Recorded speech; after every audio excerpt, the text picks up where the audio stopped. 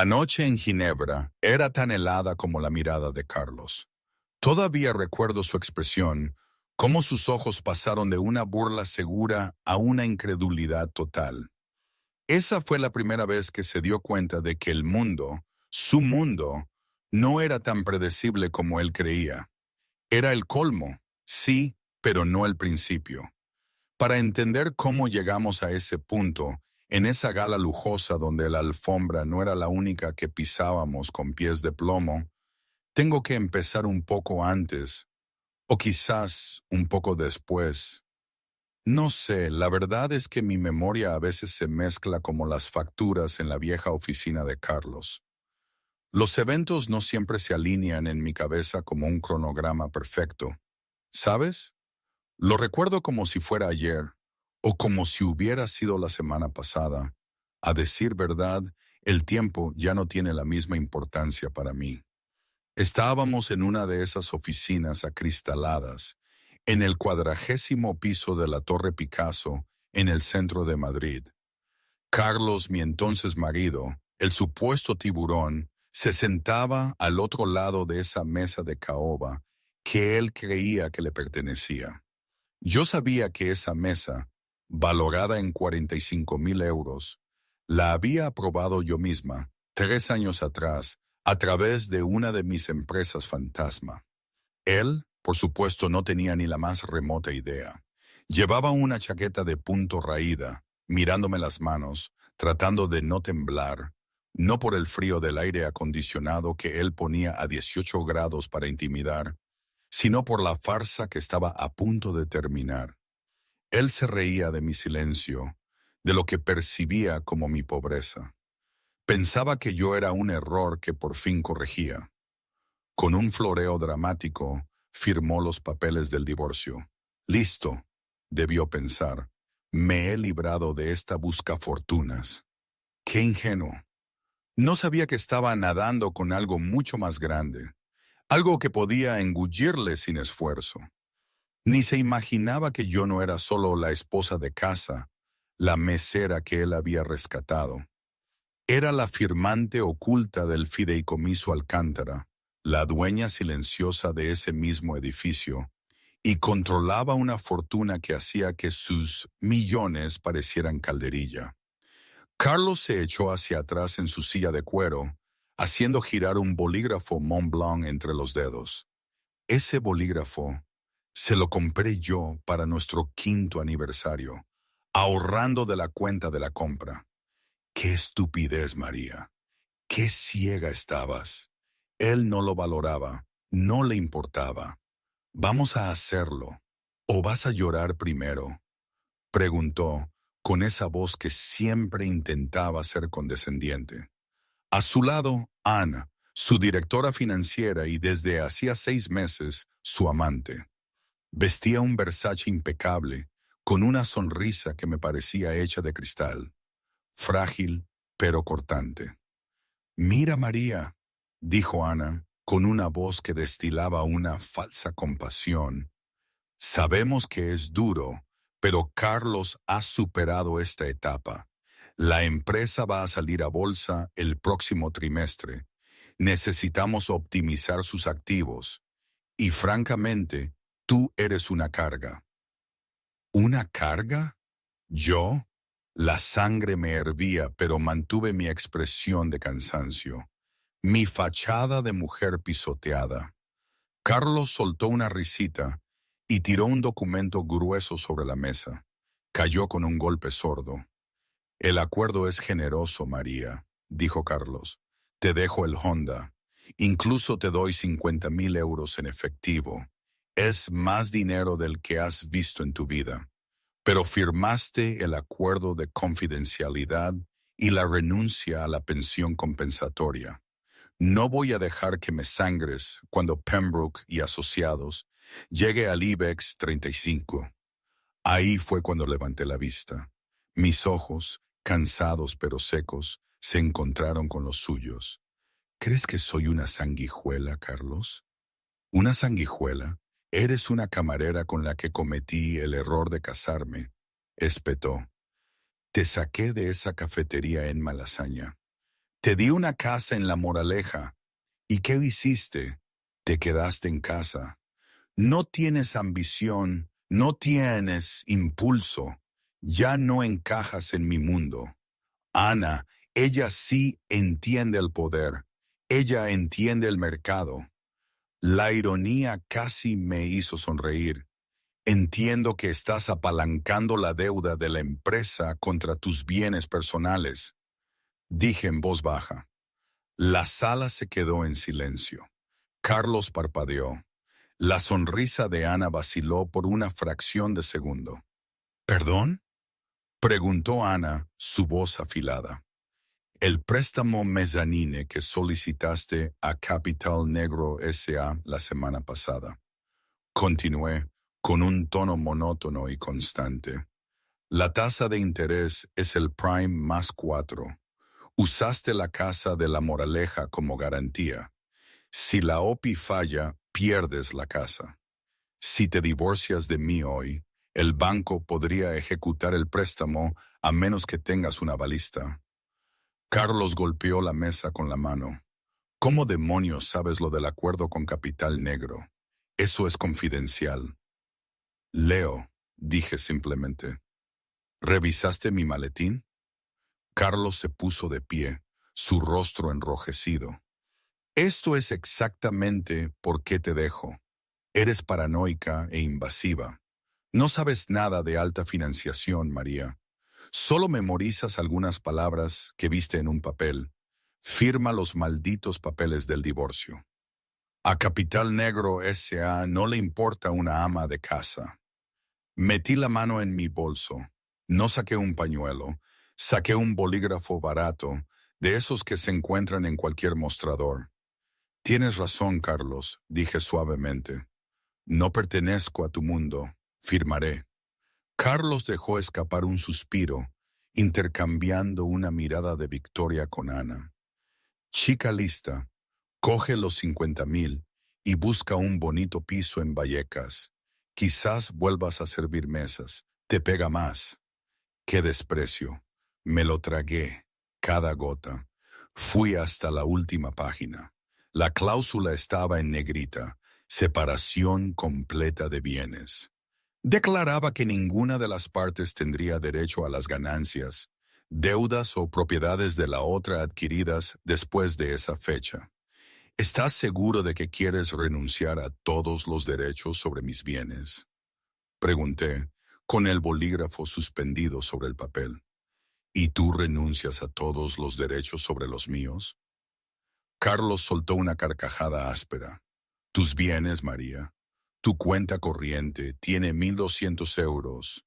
Sí, renuncio a mis derechos sobre tu fortuna. Solo firma. Firmé. El rasguido del bolígrafo sonó como un trueno en la tranquila sala. Le devolví los papeles. Listo, susurré. Carlos arrebató los papeles, comprobando la firma. Sonrió. Por fin soy libre. Miró su reloj. Ahora vete. Ana y yo tenemos una cena de celebración en un restaurante de lujo del barrio de Salamanca.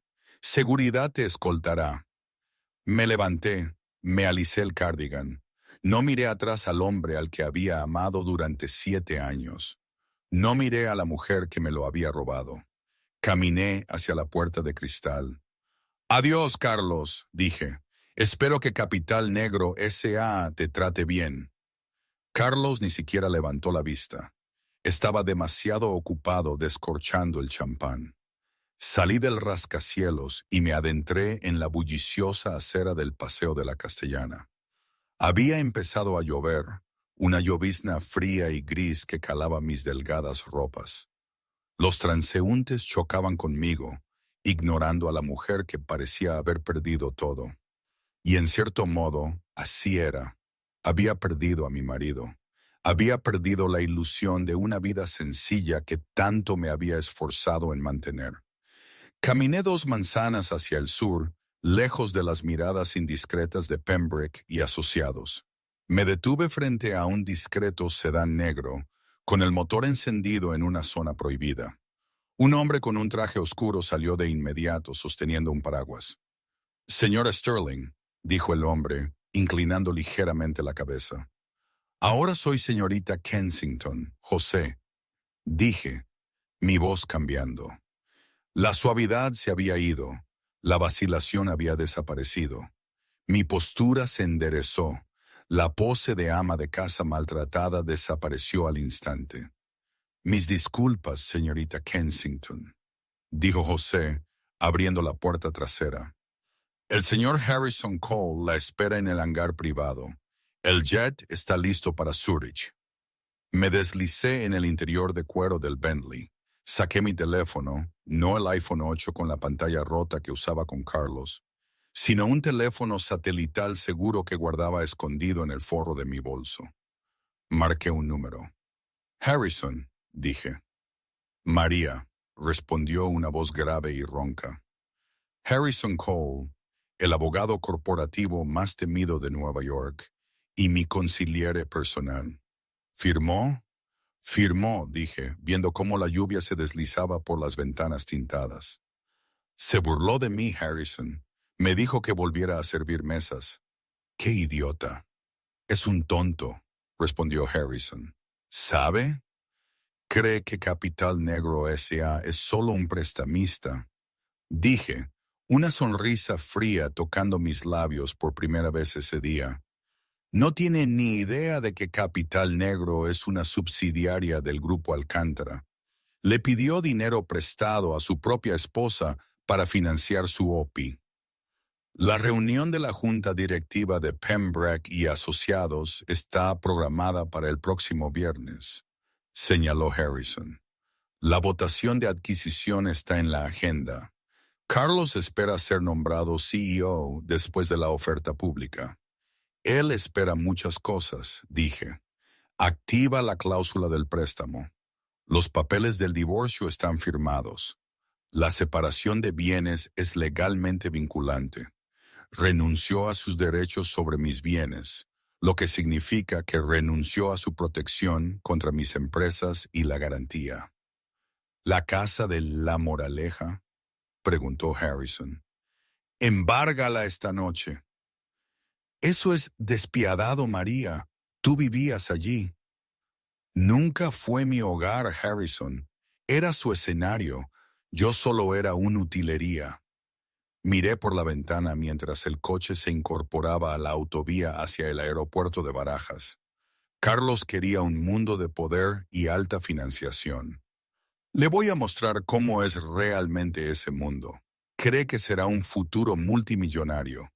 Está a punto de descubrir que es solo un empleado. Prepararé los expedientes, dijo Harrison. Ah, y María, el equipo de Ginebra ha estado preguntando por ti. El fideicomiso Alcántara necesita una firma para la adquisición de esa cadena farmacéutica en Asia. Un trato de $4,000 millones. Lo firmaré cuando aterrice, dije. Ya no juego a la ama de casa. Colgué. Metí la mano en el bolsillo del asiento y saqué una toallita húmeda, limpiándome el maquillaje de la cara para revelar una piel radiante y tersa.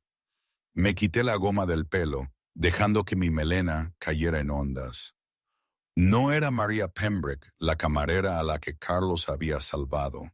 Era María Kensington, nieta de Elias Kensington, el magnate del acero y el transporte marítimo que había construido la mitad de la infraestructura de la costa este española.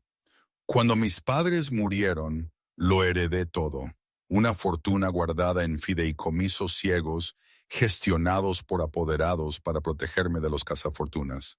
Conocí a Carlos cuando me tomé un descanso de mi vida, trabajando en un trabajo normal para entender cómo vivía la gente de verdad. Me enamoré de su ambición. Creí que me amaba por ser yo. Escondí el dinero para estar segura. Ahora estaba segura de que no me amaba. Amaba el dinero. José, le dije al chofer. Sí, señorita. Llama al sastre de Ginebra. Necesito un nuevo guardarropa para la gala de la semana que viene. Carlos y Ana estarán allí promocionando su OPI. Creo que es hora de que me presente correctamente. Muy bien, señorita. Me miré la mano donde solía estar mi anillo de bodas. La piel estaba pálida. Ya no sentía tristeza. Sentía el valor. El champán en el lujoso restaurante de Salamanca sabía a victoria. Carlos sostenía la copa de cristal a la luz, admirando las burbujas doradas. Al otro lado de la mesa, Ana estaba radiante, ya planeando la redecoración de la mansión de la Moraleja, ahora que el trasto, como se refería a mí, se había ido. «Tenemos que arrancar esa cocina», dijo Ana, cortando su vieira. «Es tan doméstica. Necesitamos líneas limpias, un estilo industrial chic, algo que diga pareja de poder, no mamá de fútbol». Carlos se rió buscándole la mano. «Haz lo que quieras, cariño. La OPI va a valorar la empresa en 300 millones. Puedes comprar una casa completamente nueva si quieres. Pero me encanta el sitio de la Moraleja. Es un trofeo». Su teléfono vibró sobre el mantel blanco. Carlos frunció el ceño. Era tarde. Le dio la vuelta. Era María, la ama de llaves, probablemente llamando para preguntar cuándo volvería a recoger mis agujas de tejer. Carlos bromeó, respondiendo a la llamada en altavoz para que Ana pudiera compartir la diversión. «María, ¿qué pasa? Estoy cenando». «Señor Pembroke». La voz de María era chillona, temblorosa de pánico. «Tiene que venir a casa. Hay hombres aquí, policía y hombres de traje. Están llevándose cosas». Carlos se congeló. «¿Qué? ¿Quién se está llevando cosas?» «Dicen que son del banco. Están poniendo cerraduras en las puertas. Me dijeron que me fuera». Carlos colgó. Su rostro se tiñó de blanco. «Es un error», dijo Ana, aunque sus ojos se entrecerraron. «Llama a Capital Negro. Es un error administrativo». Carlos ya estaba marcando a su contacto en Capital Negro S.A., un vicepresidente llamado Gary, que lo había agasajado la semana pasada. «El número que ha marcado ha sido desconectado o ya no está en servicio». «¿Qué diablos?», murmuró Carlos. Se puso de pie, arrojando un puñado de billetes sobre la mesa. «Tenemos que irnos». El trayecto a la Moraleja solía durar 45 minutos. Carlos lo hizo en 30, su Porsche Norte serpenteando entre el tráfico como un misil. Cuando entró en el largo camino de grava de su propiedad, la escena era caótica. 2 camiones de mudanzas bloqueaban la entrada. Un coche de la policía local con las luces encendidas silenciosamente. Hombres con monos oscuros sacaban muebles. Sus muebles. Carlos cerró de golpe la puerta del coche y subió corriendo los escalones. Baje eso! ¿Qué demonios cree que está haciendo?» Un hombre con un traje gris carbón se adelantó. Llevaba un portapapeles y parecía aburrido. Era el señor Henderson, un especialista en recuperación de activos de alto valor. «¿Señor Pembroke?», preguntó Henderson. «Soy el dueño de esta casa», gritó Carlos, señalando a Henderson con un dedo en la cara. «Soy el CEO de Pembroke y Asociados. Saque a sus hombres de mi propiedad antes de que los demande hasta la aniquilación». Henderson ni siquiera parpadeó. Le entregó a Carlos un documento. «Notificación de incumplimiento y aceleración inmediata», dijo Henderson con calma. «Según los términos de su contrato de préstamo con Capital Negro S.A., cláusula 14, sección B. Cualquier alteración significativa en el estado civil del prestatario o el perfil de protección de activos constituye un evento de riesgo. Firmó un acuerdo de divorcio hoy, renunciando a bienes conyugales, lo que activó la evaluación de riesgo. El banco ha ejecutado el préstamo». «¿Ejecutado el préstamo?», balbuceó Carlos. «Tengo 30 años para pagar esto». «No bajo la cláusula de riesgo», corrigió Henderson. «Debe el principal completo, 4,2 millones de euros, pagaderos de inmediato». Como no transfirió los fondos antes de las 5 p.m. de hoy, estamos embargando la garantía. Comentario personal de la narradora María. A ver, aquí tengo que parar un momento. Esa situación con Carlos, con su casa y los embargadores, era patética, sí, pero también absurdamente satisfactoria. Él, que siempre se creyó el rey del mambo, el que manejaba los hilos, de repente se encontraba con un nudo gordiano que él mismo había atado. Y yo, que había pasado años escuchando sus monólogos sobre visiones de mercado y jugadas maestras, no podía evitar una risita interna al verle perderlo todo por la letra pequeña. Es una historia tan vieja como el mundo, ¿no? La arrogancia siempre tiene un precio. Y Carlos siempre pagó en efectivo y con la moneda más cara. En fin, no es que me alegre de su desgracia, ¿eh? Bueno, quizás un poquito. Solo lo justo para compensar los 7 años de mi vida que tiré a la basura. ¿O no? Complicado. Dejemos eso y sigamos con la historia. Esto es una locura, gritó Ana, saliendo del Porsche, sus tacones hundiéndose en la grava. Tenemos una OPI la semana que viene. Tenemos dinero para pagar. Henderson miró a Ana, luego volvió a su portapapeles. Al prestamista no le interesan las promesas, señorita Galt. Quieren el activo. Estamos cambiando las cerraduras. Tienen 10 minutos para recoger objetos personales. Cualquier cosa que quede después de eso pasará a ser propiedad del fideicomiso. Ana me lo contó después, mucho más tarde, cuando ya estaba intentando salvar su propio pellejo. Ella, la astuta Ana, se había dado cuenta de la dimensión del desastre casi de inmediato. Me dijo que vio la expresión en la cara de Henderson, esa calma aburrida, y supo que no era un error administrativo. Para ella, en ese instante, el pánico fue real, frío, helado. Su castillo de naipes se estaba desmoronando y Carlos estaba demasiado ciego para verlo. Me describió cómo su mente empezó a correr, a calcular, a buscar una salida para ella. En ese momento, no le importaba a Carlos, ni la casa, ni la OPI, solo ella misma. Vaya, qué rápido se olvida el amor cuando el dinero se esfuma. ¿Quién es el prestamista?, exigió Carlos, agarrando la solapa de Henderson. Quiero hablar con el dueño de Capital Negro S.A. Henderson retiró la mano de Carlos con una fuerza sorprendente. La propiedad de Capital Negro S.A. la ostenta un fideicomiso ciego, dijo Henderson con pulcritud.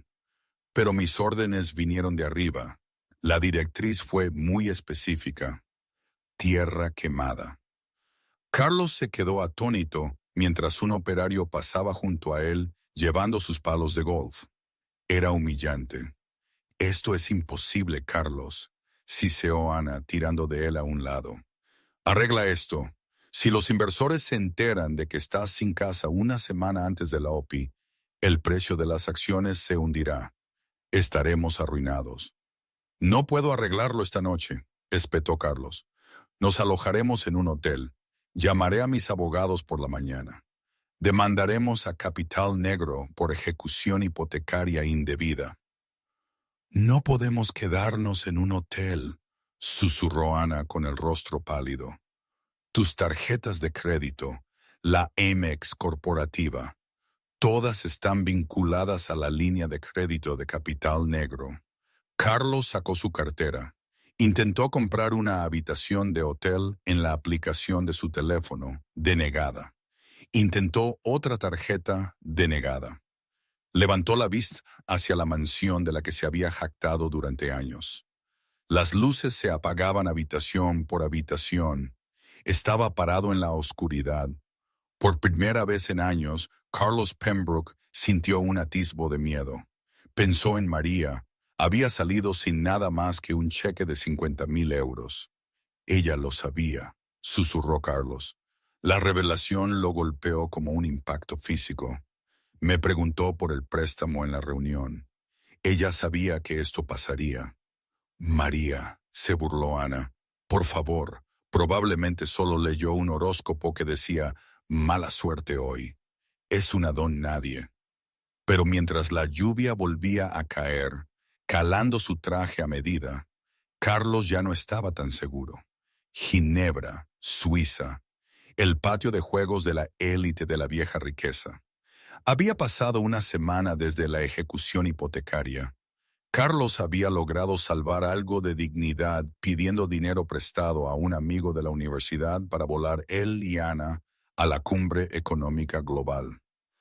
Iba agotado, desesperado y con exceso de cafeína. El plan era simple: conseguir un inversor clave para la OPI. Si lograba un compromiso de 50 millones, podría pagar a Capital Negro, demandarlos y recuperar su casa. Solo necesitaba una firma. El Grand Hotel de la Ville era un palacio de mármol y pan de oro. El salón de baile estaba lleno de titanes de la industria, jeques petroleros, multimillonarios de la tecnología y la realeza europea. Carlos se ajustó la corbata. Parecía cansado. El estrés de la última semana había grabado profundas líneas alrededor de sus ojos. Ana estaba a su lado, agarrando una copa de champán como si fuera un salvavidas. Estaba al límite. Se había dado cuenta de que la fortuna de Carlos era un castillo de naipes, y ya estaba escaneando la sala en busca de un puerto más seguro. Ahí, susurró Carlos, asintiendo hacia un hombre de cabello gris rodeado de admiradores. Ese es Archibaldo Thorne, CEO de Banco Quimera. Si consigo 5 minutos con él, estaremos salvados. Carlos se enderezó y se acercó. Señor Thorne, Carlos Pembroke y asociados, un placer verlo. Archibaldo Thorne se giró, sus ojos fríos y evaluadores. Pembroke, me enteré de que tuvo algunos problemas con su vivienda en Madrid. Carlos se congeló. La noticia había viajado. Un malentendido con un prestamista depredador, señor Thorne. Mis abogados lo están gestionando. En realidad es una ventaja. Demuestra que somos ágiles y estamos listos para el mercado público. Thorne no parecía convencido. La gestión de riesgos es un indicador clave de liderazgo, señor Pembroke. Perder la casa sugiere falta de previsión. Antes de que Carlos pudiera defenderse, un silencio cayó sobre la sala. No era la calma de una pausa en la conversación, era el silencio denso y reverente del poder entrando en un espacio. Las puertas dobles en la parte superior de la gran escalera se abrieron de golpe. Una mujer estaba allí. Llevaba un vestido de terciopelo azul noche que se ajustaba a su figura con un escote atrevido, exhibiendo un collar de zafiros y diamantes que parecía lo suficientemente pesado como para hundir un yate. Su cabello, generalmente recogido en un moño desordenado, caía en ondas estructuradas alrededor de sus hombros. Su maquillaje era afilado, acentuando unos ojos que escudriñaban la sala con la precisión de un halcón. Era María. Pero no era la María que recortaba cupones. No era la María que servía mesas. Esta mujer irradiaba un aura de autoridad que hacía que los multimillonarios en la sala parecieran niños de escuela. Carlos dejó caer su bebida. El vaso se hizo añicos en el suelo de mármol, pero nadie lo miró. Todos la miraban a ella. ¿Quién es esa?, susurró Ana, con la voz temblorosa. ¿Es María? No puede ser, balbuceó Carlos. Ella está en Vallecas, no tiene dinero. María comenzó a descender las escaleras. No caminaba, se deslizaba. Flanqueándola estaban dos hombres. Harrison Cole, el famoso abogado, y un hombre que Carlos reconoció de la portada de Forbes como el ministro de Finanzas de Suiza. Al llegar al pie de las escaleras, la multitud se abrió para ella. Archibaldo Thorne, el hombre que acababa de mirar a Carlos con desdén, Se adelantó de inmediato, inclinando ligeramente la cabeza. «Señorita Kensington», dijo Thorne, con la voz llena de respeto, «no estábamos seguros de que asistiera este año. Tenía algunos cabos sueltos que atar en Madrid, Archibaldo», dije. Mi voz era suave, culta, y se extendía sin esfuerzo por toda la sala.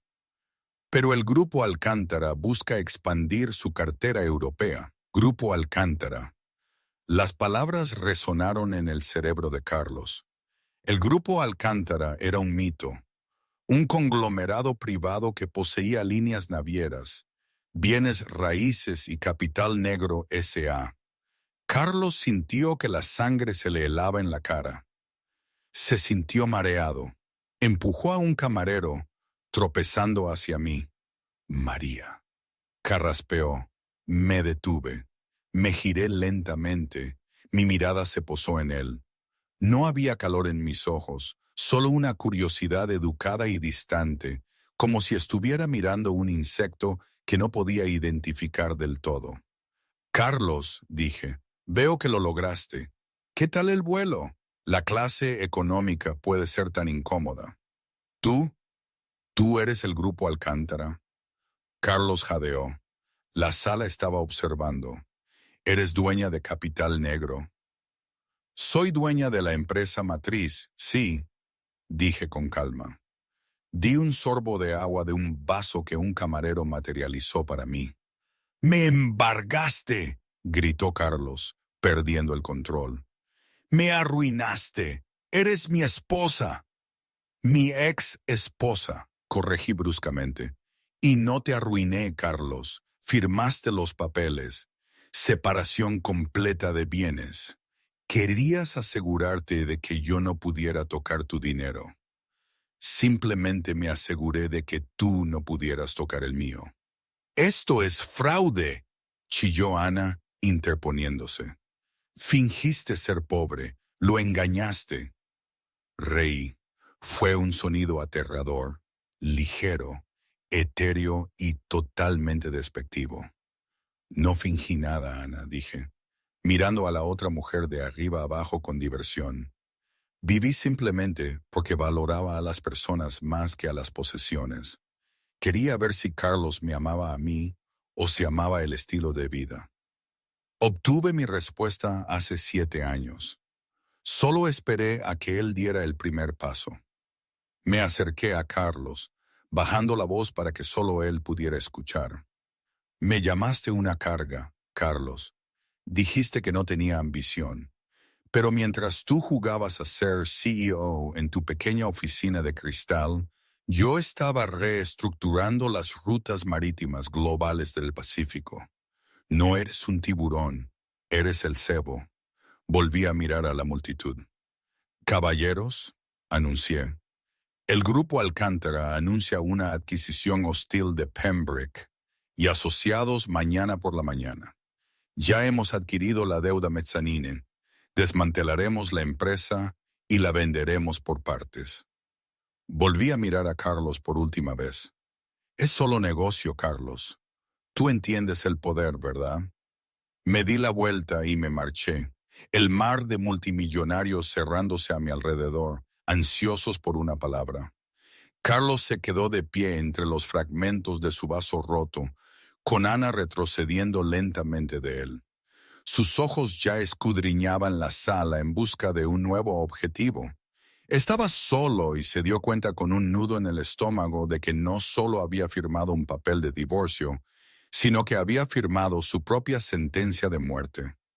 El lunes por la mañana en el Paseo de la Castellana solía ser una sinfonía de teléfonos sonando y de traders gritando, pero en la sede de Pembroke y Asociados era una marcha fúnebre.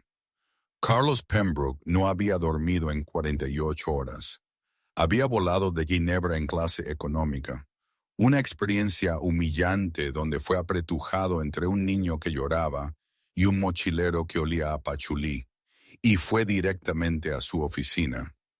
O mejor dicho, lo intentó. Cuando pasó su tarjeta de seguridad por el torno del vestíbulo, La luz parpadeó en un rojo furioso. Acceso denegado.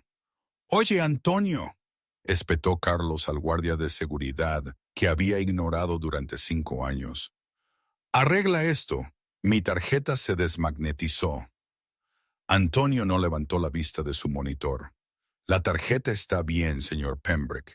Su autorización ha sido revocada». «¿Revocada? Soy el CEO».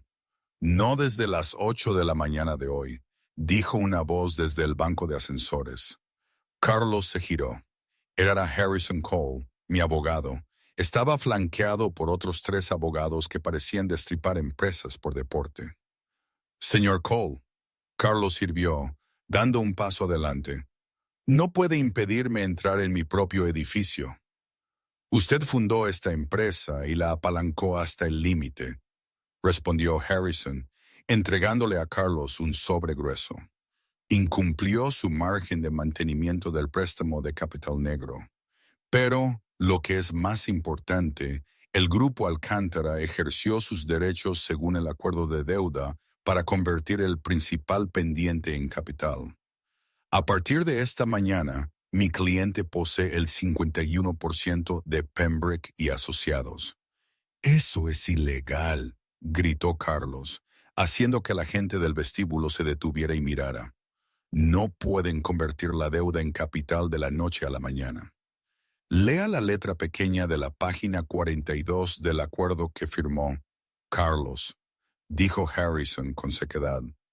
«La cláusula de incumplimiento por acción rápida es estándar en los préstamos de alto riesgo. Estaba tan ansioso por obtener el dinero para su roadshow de OP que no leyó los términos. Solo vio los ceros». Carlos abrió el sobre. Sus ojos escanearon el documento. Sus manos empezaron a temblar. Todo estaba allí. No solo había pedido dinero prestado, había, en esencia, vendido su empresa por un préstamo que no podía pagar. «Lucharé contra esto», escupió Carlos. «Tengo a la junta directiva de mi lado. No dejarán que María desmantele la empresa». «¿La junta directiva?». Harrison se rió entre dientes. «La junta directiva se reunió hace 1 hora a través de una videollamada de emergencia. Votaron por unanimidad a favor de aceptar la oferta de adquisición del Grupo Alcántara. Ellos están obteniendo un paracaídas dorado. Usted, sin embargo, está siendo despedido por causa justificada». «¿Causa justificada?». Carlos se quedó pálido. «Sí, mala gestión grave de fondos, endeudamiento imprudente y...». Harrison hizo una pausa saboreando el momento. «Conducta impropia de un CEO». El video de su pequeño exabrupto en la cumbre de Zurich se volvió viral, Carlos. A los inversores no les gustan los riesgos de estabilidad. Carlos sintió que el suelo se inclinaba bajo sus pies. Miró alrededor del vestíbulo, los suelos de mármol, la fuente, la placa de latón con el nombre. Todo se había ido. «¿Dónde está ella?», susurró Carlos. «¿Dónde está María?». «La señorita Kensington está en la oficina del ático», dijo Harrison. «Está llevando a cabo su primera reunión como presidenta. Anticipó que usted querría un informe. Le concedió 5 minutos». Harrison hizo una señal a Antonio, quien zumbó para abrir el torno. Carlos caminó hacia el ascensor como un hombre que marchaba al cadalso. Subió al piso 40, el mismo piso donde, hacía solo una semana, me había obligado a firmar los papeles del divorcio. La oficina bullía de actividad, pero las caras eran diferentes. Sus leales psicofantes se habían ido, reemplazados por auditores de ojos agudos con trajes grises. Estaban empaquetando expedientes. Estaban descolgando sus premios. Irrumpió en su antigua oficina. Yo estaba sentada en su silla. Llevaba un traje sastre blanco que me hacía parecer angelical y aterradora a la vez. Estaba hablando por teléfono en mandarín fluido. Levanté un dedo, silenciándolo. Terminé la llamada y colgué. «Llegas tarde, Carlos», dije. Te esperaba aquí hace 10 minutos. Lo planeaste, dijo Carlos. Su voz temblaba de rabia. Desde el principio, el préstamo, el divorcio, me tendiste una trampa. No te tendí una trampa, Carlos, dije, levantándome y caminando hacia la ventana para contemplar la ciudad que, efectivamente, poseía. Te di una cuerda. Tú fuiste quien se hizo el nudo. ¿Por qué?, preguntó Carlos, las lágrimas de frustración asomando a sus ojos. Estábamos casados. Te amaba. Me giré, mi expresión endureciéndose. ¿Me amabas? ¿O amabas que fuera callada? Que te cocinara y te lavara la ropa mientras me engañabas con mi CFO. Carlos se encogió. ¿Sabías lo de Ana? Soy dueña de la compañía telefónica que usas, Carlos, dije casualmente. Tengo las transcripciones de cada mensaje, de cada llamada. Es una carga, es una plebeya, ¿no? Las leí todas. Volví al escritorio y cogí un expediente. Aquí tienes tu paquete de indemnización, dije. Es consistente con el manual de la empresa que tú escribiste. 2 semanas de sueldo y validaremos tu aparcamiento de hoy. ¿2 semanas?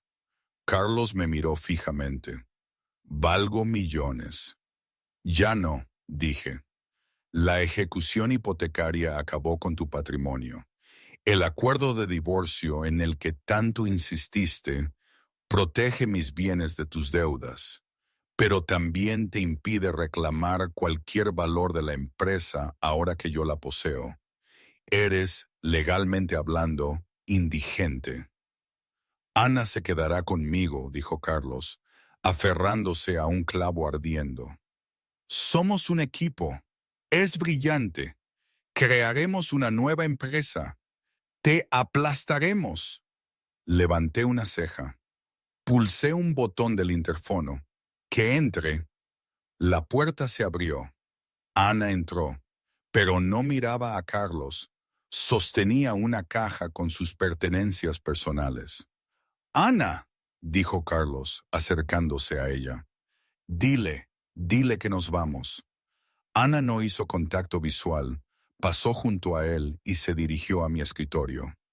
Tengo los archivos que me pediste, señorita Kensington, dijo Ana, con la voz temblorosa.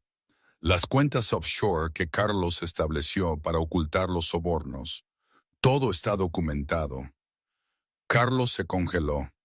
Ana, ¿qué estás haciendo? Cogí los archivos. Gracias, Ana. Su cooperación está anotada. El fiscal de distrito se alegrará de ver que es una denunciante. Podría mantenerla fuera de prisión. ¿Prisión? Carlos jadeó. Ana llegó a un acuerdo, expliqué, mirando a Carlos con algo de lástima. Te cambió por inmunidad. Nos contó todo sobre los fondos malversados del plan de pensiones. Carlos miró a Ana. Tú, traidora. Ana finalmente lo miró, sus ojos fríos. Estás arruinado, Carlos, y vas a ir a la cárcel. No voy a hundirme con el barco. María me ofreció un borrón y cuenta nueva. Lo acepté. Fuera, ordené a Ana. Ana salió sin mirar atrás.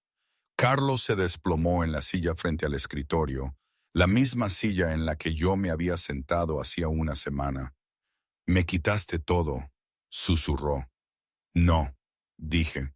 Recuperé lo que era mío y expuse lo que era tuyo, que resultó ser nada más que fraude y ego. Mire mi reloj. Tus 5 minutos han terminado. El FBI te espera en el vestíbulo, Carlos. Te sugiero que no los hagas esperar. No son tan pacientes como yo fui. 3 años después, la cafetería del Centro Penitenciario Federal de Soto del Real era ruidosa. Olía a col cocida y a limpiador industrial. Carlos Pembroke estaba sentado solo en una mesa de metal, mirando su bandeja de pastel de carne gris. Parecía más viejo, su cabello se estaba raleando, y la arrogancia que alguna vez había definido su rostro había sido reemplazada por un permanente ceño fruncido de amargura. Había sido sentenciado a 5 años por fraude de valores y malversación. Cogió un periódico arrugado que otro preso había dejado. Era el Wall Street Journal. Lo hojeó ociosamente, sus ojos escaneando los números del mercado que solían ser su vida. Se detuvo en la página 3. Había una foto. Era una foto de una ceremonia de inauguración de una nueva ala de hospital en el barrio de La Latina, en Madrid. En el centro, sosteniendo las tijeras gigantes, estaba yo. Me veía radiante, más mayor, pero más hermosa, con un vestido sencillo pero elegante. A mi lado había un hombre que Carlos no reconoció. Alguien alto, amable, con una mano suavemente apoyada en mi espalda. El titular decía: Fundación Alcántara dona 500 millones de euros a la salud pública. El artículo me describía no solo como una empresaria, sino como una filántropa visionaria. Mencionaba a mi socio, el doctor Jaime Harrison, un renombrado cirujano pediátrico. Hablaba de mi humildad, mi gracia y mi imperio. No mencionaba a Carlos ni una sola vez. Él ya no era ni una nota a pie de página en mi historia. «¡Oye, Pembroke!», gritó un guardia. «¡Tienes visita!». El corazón de Carlos dio un salto. Una visita. No había tenido una visita en 2 años. Ana nunca había venido. Sus viejos amigos lo habían abandonado. Se puso de pie, alisándose el mono. Tal vez era un abogado de apelaciones. Tal vez era un contrato para un libro. Caminó hacia la sala de visitas, sentándose detrás del plexiglas. Sentado al otro lado no estaba un abogado. Era José, mi chofer. José se veía exactamente igual que aquel día lluvioso en Madrid. Traje impecable, expresión estoica. Cogió el teléfono. Carlos cogió el suyo. «José, ¿está ella aquí?». «La señorita Kensington está ocupada, señor Pembroke», dijo José, su voz metálica a través del auricular. «Actualmente se encuentra en Tokio». «Entonces, ¿por qué estás aquí?». José deslizó un pequeño sobre por la ranura inferior del cristal. «Ella me pidió que entregara esto. Dijo que era la pieza final de un negocio». Carlos rasgó el sobre. Dentro había una sola fotografía y un cheque. La fotografía era de la cafetería de Malasaña donde nos habíamos conocido, pero ya no era una cafetería. Estaba tapiada con un cartel de «Se vende» en el frente. El cheque estaba a nombre de Carlos Pembroke. La cantidad era de 12,50 euros. Carlos lo miró fijamente, confundido. «¿Qué es esto?». «El precio del desayuno que pidió ella el día que se conocieron», dijo José. Insistió en devolverle el dinero del café y los panqueques. Dijo que no quería deberle nada, ni un céntimo. Carlos miró el cheque. 12,50 euros. Ese era el valor que yo le había dado a todo nuestro pasado. No era un acuerdo, era un recibo. También quería que supiera, continuó José, que compró el edificio donde estaba esa cafetería. Lo está convirtiendo en un refugio para mujeres que han sufrido abuso financiero. Lo llamó el Centro Fénix. Carlos sintió un nudo en la garganta. «¿Es feliz?», preguntó, su voz quebrándose. José se puso de pie, abrochándose la chaqueta. Miró a Carlos con una mezcla de lástima y finalidad. «Es libre, señor Pembroke, y eso vale más que cualquier fortuna». José colgó el teléfono y se marchó. Carlos lo vio irse. Miró el cheque en su mano. 12,50 euros. Empezó a reír, una risa seca y áspera que se convirtió en tos. Había perseguido miles de millones. Había destruido su matrimonio por dinero. Se había burlado de la única persona que alguna vez se preocupó por él, y al final, su patrimonio neto era de 12,50 euros. Arrugó el cheque en su puño, se llevó la cabeza a las manos y, por primera vez desde el día en que firmó los papeles del divorcio, Carlos Pembroke lloró. Las puertas de hierro del Centro Penitenciario Federal de Soto del Real no se abrieron con fanfarria. Solo hubo un fuerte clank mecánico seguido del zumbido de una cerradura eléctrica que se desenganchaba. Carlos Pembroke salió a la cegadora luz blanca de un martes por la mañana. El aire olía diferente allí afuera, más nítido, menos reciclado. Llevaba un traje gris que el oficial de descarga de la prisión había recuperado de un contenedor de donaciones. Era 2 tallas demasiado grande. Los hombros le caían por los brazos. Los pantalones le quedaban holgados sobre sus zapatos de lona baratos. Se paró en la acera, agarrando una bolsa de plástico transparente que contenía toda su vida. Un cepillo de dientes, un peine, un trozo de papel doblado con la dirección de una casa de acogida en Leganés, y 12,50 euros en efectivo, la cantidad exacta del cheque que yo le había enviado 3 años antes. Lo había cobrado el día anterior a su liberación. Necesitaba el dinero para el autobús. Esperó. Durante los primeros 10 minutos, estuvo con el pecho ligeramente hinchado, un fantasma de su antigua arrogancia cobrando vida. Escudriñó la carretera en busca de un sedán negro. Tal vez Ana había recobrado el juicio. Tal vez un antiguo socio de negocios quería ofrecerle un puesto de consultor, valorando su despiadada experiencia. Pero a medida que el sol subía y el calor comenzaba a irradiar del asfalto, la postura de Carlos se desmoronó. Nadie venía. Un autobús Greyhound se detuvo frente a él, expulsando humo negro que olía a aceite quemado. El conductor, un hombre con un rostro tallado en granito, ni siquiera lo miró mientras pagaba su pasaje. Carlos caminó por el pasillo, el suelo pegajoso bajo sus zapatos, y tomó asiento en la parte de atrás.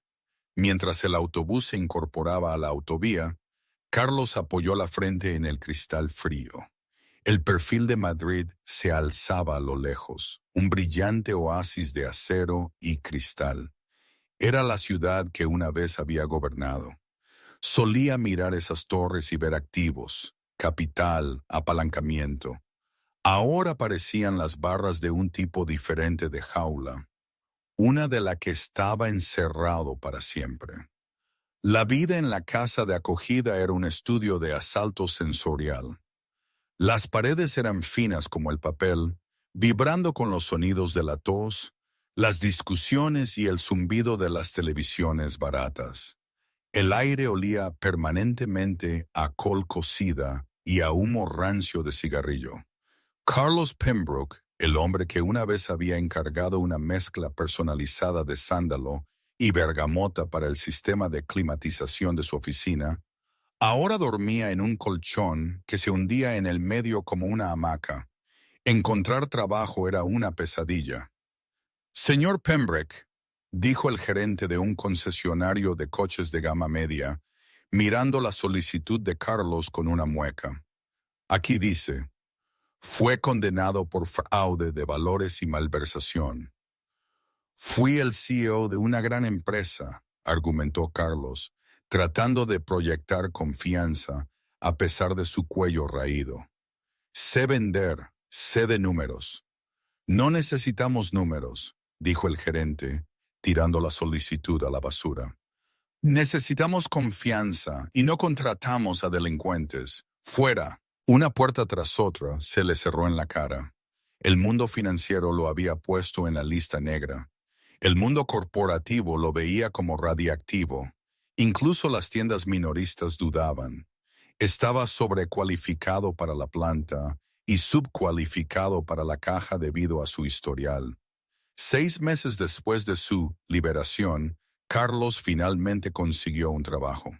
Era conserje nocturno para un servicio de limpieza contratado para atender edificios de oficinas de gran altura en el centro.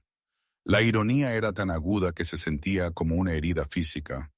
Volvía a los rascacielos, no como un titán, sino como la fuerza invisible que limpiaba su suciedad. Su turno comenzaba a las 8 p.m. Empujaba su carro cargado de lejía, trapos y bolsas de basura por los silenciosos pasillos alfombrados de fondos de cobertura y bufetes de abogados. Limpiaba mesas de conferencias que costaban más de lo que él ganaría en una década. Vaciaba cubos de basura llenos de envoltorios de sándwiches de delis en los que solía tener acciones. Una noche, mientras pulía la pared de cristal de una sala de juntas en el piso 30, se detuvo. Debajo de él, la ciudad se extendía, un océano de luces. Miró su reflejo en el cristal. Su cabello ahora estaba completamente gris, raleándose rápidamente. Su rostro estaba demacrado, profundas líneas grabadas alrededor de su boca por años de fruncir el ceño en una celda. Parecía un fantasma rondando su propio pasado. Se apartó de la ventana y vio una revista sobre la mesa de caoba. Era un ejemplar de The Economist. No debería tocarla. Las reglas eran estrictas: limpiar, no leer. Pero el nombre de la portada lo atrajo como un imán. La era Kensington. Cómo una mujer está rehaciendo la logística global. Las manos de Carlos temblaron al cogerla. Allí estaba yo. No sonreía en la foto, parecía feroz. Estaba de pie en la cubierta de un enorme buque de carga, un casco bajo el brazo, el viento atrapando mechones de mi cabello. Parecía elemental, imparable. Se sentó en la silla del CEO, una violación del protocolo que podría costarle el trabajo, y comenzó a leer. El artículo detallaba la expansión del Grupo Alcántara. Había adquirido 3 importantes líneas navieras en el Pacífico. Había revolucionado la energía verde en las cadenas de suministro. Mi patrimonio neto ahora se estimaba en el triple de lo que era cuando estábamos casados. Pero fue la nota al margen lo que lo aplastó. Mientras la mayoría de los multimillonarios se centran en los viajes espaciales o las redes sociales, decía el artículo, María Kensington se ha convertido discretamente en la mayor donante privada de refugios para víctimas de violencia doméstica en la Comunidad de Madrid. Su proyecto insignia, el Centro Fénix, abre el próximo mes en La Latina. Está construido en el lugar de una antigua cafetería, una ubicación que la señorita Kensington describe como el lugar donde aprendí la diferencia entre precio y valor. Carlos dejó caer la revista. La cafetería, el lugar donde nos habíamos conocido, yo la había comprado. Había convertido el recuerdo de nuestro encuentro en un santuario para mujeres que escapaban de hombres como él. Sintió una repentina y violenta necesidad de gritar. Quería romper la revista en pedazos. Quería tirar la silla por la ventana, pero no lo hizo. No podía permitirse perder ese trabajo. Colocó cuidadosamente la revista de nuevo, exactamente donde la encontró. Limpió sus huellas dactilares de la cubierta brillante con su trapo. Luego cogió su botella pulverizadora y continuó limpiando el cristal, borrando su propio reflejo golpe a golpe. El invierno llegó temprano ese año, brutal y gris. A Carlos se le asignó un detalle especial. La empresa de limpieza necesitaba manos extra para la limpieza después de un evento en el Museo del Prado. Era la noche de la gala por un cambio global. Carlos llegó a la entrada de servicio del museo a las 11 p.m. El evento estaba terminando, pero los invitados seguían mezclándose en el gran salón. Le entregaron una escoba y un recogedor y le dijeron que esperara a la sombra del ala egipcia hasta que los invitados se retiraran. Desde su punto de vista detrás de un enorme pilar de arenisca, Carlos los observó.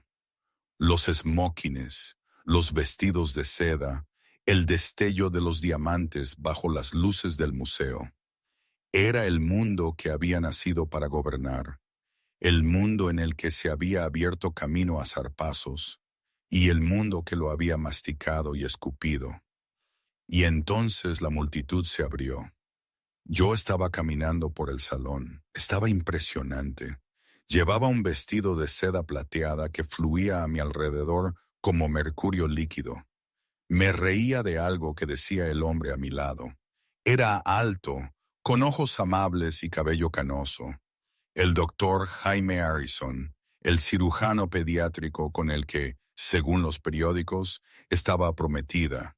Él tenía una mano en la parte baja de mi espalda, protectora y gentil, no posesiva, solo presente.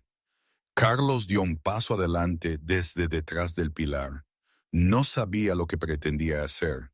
Gritar, suplicar, pedir disculpas. Me detuve.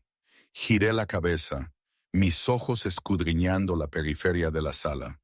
Por una fracción de segundo, mi mirada pareció posarse en el rincón oscuro donde estaba Carlos. El corazón de Carlos golpeaba contra sus costillas. Que me vea, pensó, desesperado por un reconocimiento, aunque fuera de odio. Ódiame, grítame, solo reconoce que existo. Pero mis ojos no se enfocaron. Pasé junto a él como si fuera parte de la arquitectura, como si fuera solo una sombra más en una sala llena de reliquias antiguas.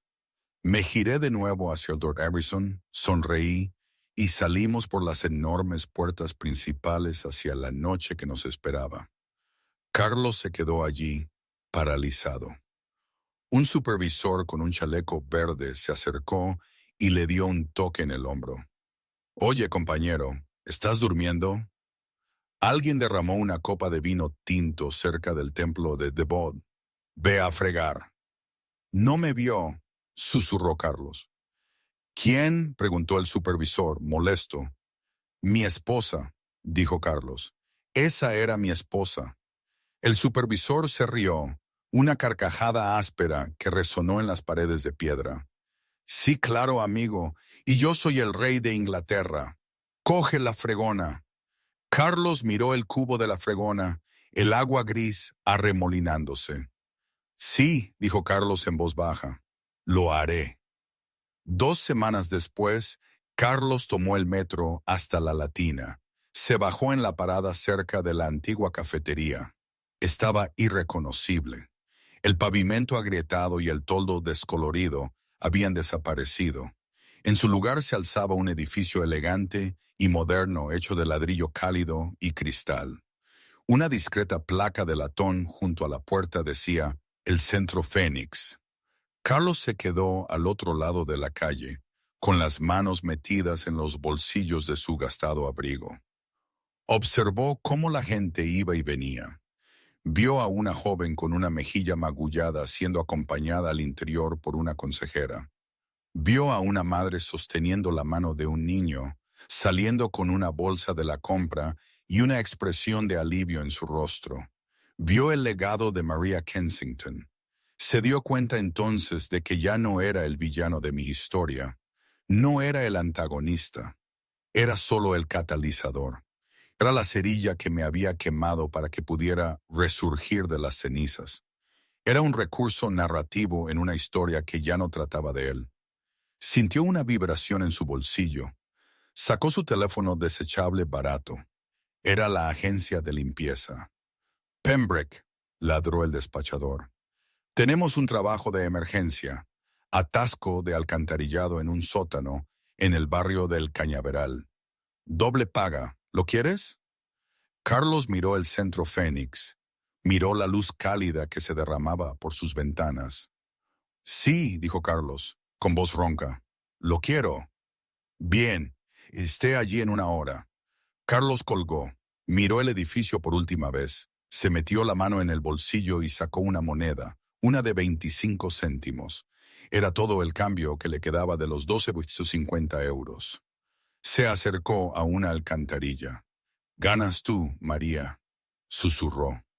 Dejó caer la moneda. Cayó en la oscuridad con un diminuto e insignificante chapoteo. Carlos Pembroke se subió el cuello de la chaqueta contra el viento. Caminó hacia la entrada del metro, descendiendo al subsuelo, desapareciendo en el vientre de la ciudad que había olvidado su nombre. Por encima de él, el sol se abrió paso entre las nubes, brillando sobre la fachada de cristal del Centro Fénix, reflejando una luz cegadora, pura y absolutamente implacable. Y esa es la historia que él vivió, que yo orquesté, que algunos recuerdan de una manera y otros de otra. ¿Fue justicia? ¿Fue venganza? Quizás ambas cosas. Carlos creyó que mi silencio era debilidad y mi modestia, pobreza. Firmó una vida de miles de millones de euros porque estaba demasiado cegado por su propia arrogancia como para ver el tesoro que tenía delante. Aprendió de la manera más difícil que una firma puede cambiar tu vida, pero tu carácter determina tu destino. ¿Yo lo destruí? No, no del todo. Yo solo le di las herramientas, las oportunidades. Él se encargó del resto, mientras yo construía un imperio sobre los mismos cimientos de los que él se burló. Ahora, dime tú, ¿qué habrías hecho en mi lugar? ¿Le habrías enviado ese cheque de 12,50 € a Carlos? ¿O le habrías dejado absolutamente sin nada, incluso sin ese último gesto? La verdad es que a veces miro hacia atrás y me pregunto si era necesario ser tan didáctica, si el daño causado merecía tanto despliegue. Y sí, creo que sí, pero no me arrepiento, no realmente. Algunas personas necesitan lecciones duras para aprender. Y él, Carlos, no era uno de esos casos en los que una simple advertencia habría funcionado. ¿Y hoy soy feliz? No sé. A veces pienso que fue lo mejor que me pudo pasar. A veces pienso que cometí un error, que la frialdad necesaria para llevar esto a cabo me cambió para siempre. Probablemente ambas cosas. Así es la vida, ¿no? Nada es blanco y negro, nada es perfecto. Pero, al final del día, esta historia es